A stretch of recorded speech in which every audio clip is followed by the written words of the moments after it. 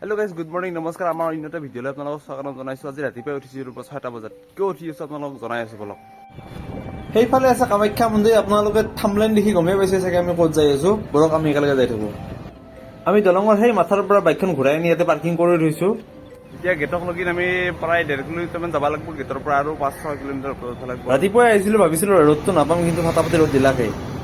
এইবিলাক আমাৰ free biscuit, free চাহ ৰাতিপুৱা মন্দিৰৰ আমি দৰ্শক হিচাপে দিছে। আৰু ৰাতিপুৱা মোটামুটি 7টা বজাৰ পৰিস্থিতি। মানুহ দেখিছে মোটামুটি 1 লাখ মান মানুহ যাই আছে, 1 লাখ মান মানুহ আহি আছে। গোটেই দিনটোৰ কাৰ্যসূচীটো বেলেগ আছেই। এতিয়া ৰাস্তাই ৰাস্তাই পানী দি আছে, ফ্ৰীত খাই লওঁ। চাহ পানী চব দি আছে, খাই আছে।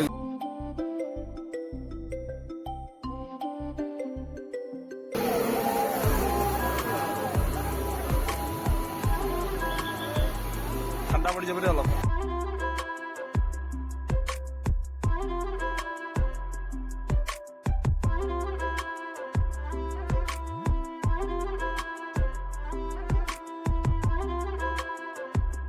এইবিলাক মানুহ দেখছি কিমান।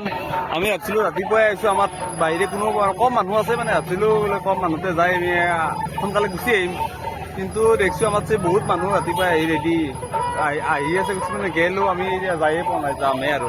ঠিক আছে, চাই থাকক আমাৰ ভিডিঅ'। মানে আমি দেখাই আছো কি আছে কি নাই, মানে কেনেকুৱা ধৰণৰ পৰিস্থিতি হৈ আছে। আমাৰ এফালে ছানস্ক্ৰীন দিছিল, বগা হৈ ফাটি গৈছে।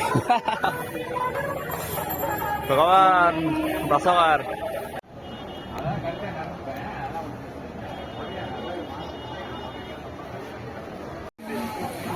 আৰু গাইজ বহুত মানুহ আহি আছে কাৰণে কষ্ট ফিল হোৱা নাই।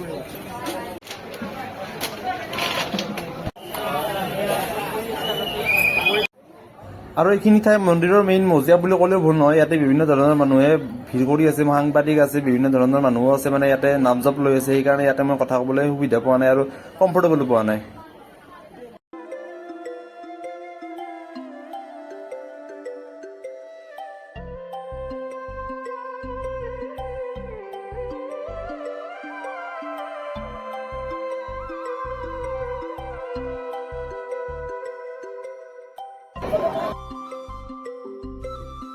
শ্বৰ্টকাট ৰাস্তা চাওঁতে চাওঁতে বহুত মন্দিৰ দেখা পালো। এইটো ভৈৰৱী মন্দিৰ, গা ধুই আছে